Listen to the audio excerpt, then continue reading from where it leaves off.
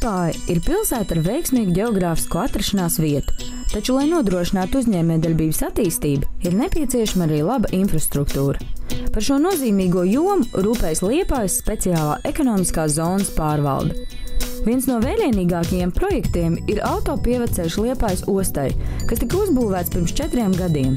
Kā arī bijušā Liepājas gaļas kombināta vietā ir izveidots moderns Liepājas biznesa centrs.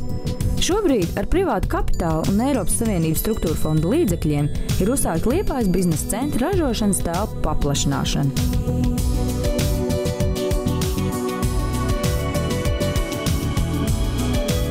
Tuvā nākotnē šeit mājvieta būs 3 jauniem ražošanas uzņēmumiem.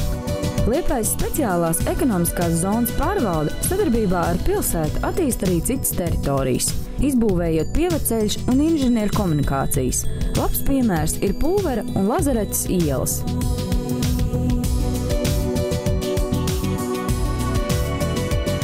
Uzņēmums augstu vērtē Liepājas priekšrocības un atbalstu uzņēmējdarbībai.